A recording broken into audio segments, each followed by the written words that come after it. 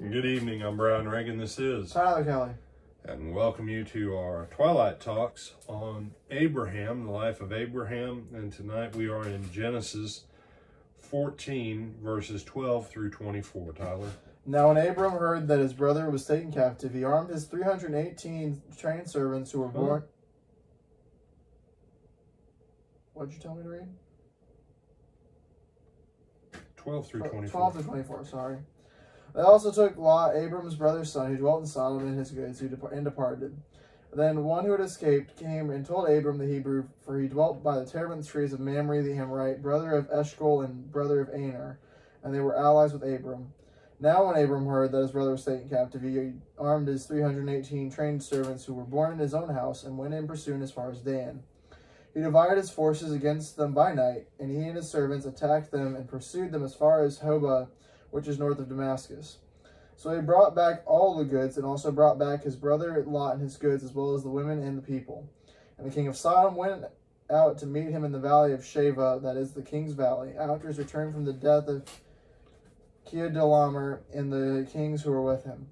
Then Melchizedek, king of Salem, brought out bread and wine. He was the priest of God Most High. And he blessed him and said, Blessed be Abram of God Most High, possessor of heaven and earth, and blessed be God Most High, who has delivered your enemies into your hands. And he gave him a tithe of all. Now the king of Sodom said to Abram, Give me the persons and take the goods for yourself. But Abram said to the king of Sodom, I have raised my hand to the Lord God Most High, the possessor of heaven and earth, that I will take nothing from a thread to a sandal strap, and that I will not take anything that is yours, lest you should say I have made Abram rich, except only what the young men have eaten and the portion of the men who went with me. Aner, Eshcol, and Mamre, let them take their portion. All right. So, when we talked last week about Abram is not just this poor, weak little shepherd guy that God just randomly whatevered. No, he has this ability. He goes to the battle. He brings back Lot. He brings back the other women, the children, all of the bounty that was captured. He brings it all back. And then Melchizedek comes out. And the writer of Hebrews will make the point that the lesser is blessed of the greater. That Melchizedek was greater than Abram. And that Levi, because he was in Abram's loins, paid tithes to Melchizedek. This little incident of Melchizedek is important on multiple levels, not the least of which is, first of all, Melchizedek. Do you remember what Melchizedek actually means, Tyler? No, off the top of my head. All right. We have two words here. He is Melchizedek and he is Melchizedek Shalom. He's the king of righteousness and the king of peace. Mm-hmm. Salem or Shalom is peace. Sedek is righteousness. So he holds a title as the king of righteousness, who is the ruler over the city of peace as the king of peace. This is obviously looking toward what person, Tyler? Jesus. Jesus. Good, good. You're ready to teach small children this weekend because you know the answer. What is the answer, children? Jesus. Jesus. You know, and we say that kind of joking. No, the answer is not always Jesus. A lot of times the answer is Jesus, but, you know. And so he brings out in peace and righteousness, with the ability to administer it, bread and wine. These are elements of covenant that in Melchizedek extending this to Abram, and in Abram giving back a tithe, to these other kings, it also sends a signal that Abram is aligned with things greater than them.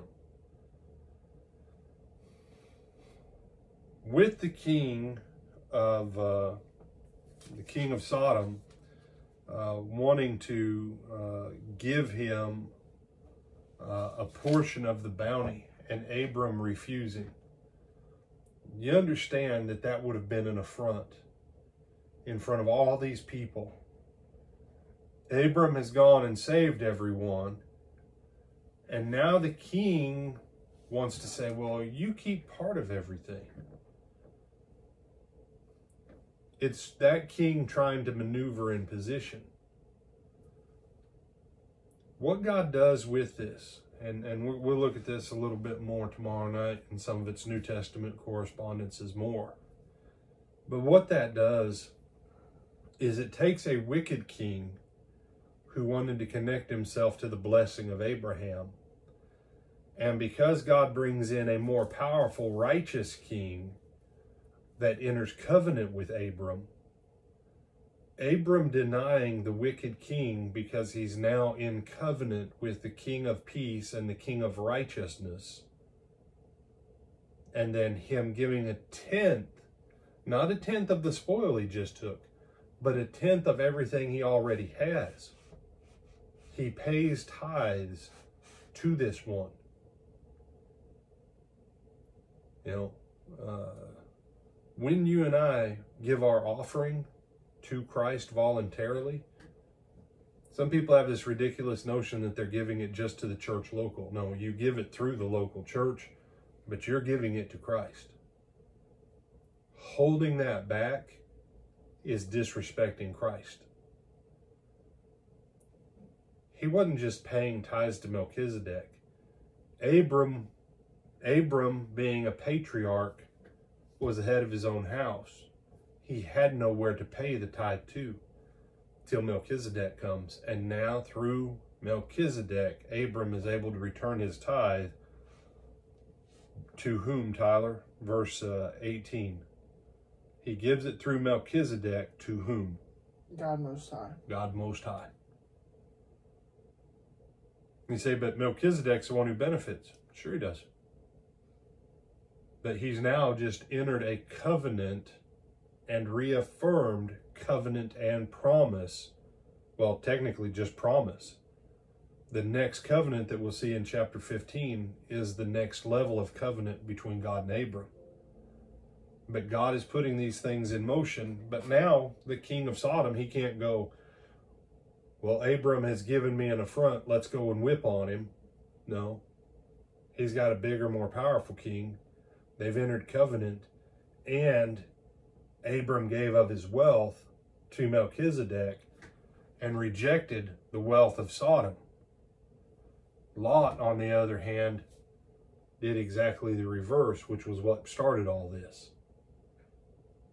Lot aligned himself with a king of wickedness for the sake of profit. He didn't know that's what he was doing when he started.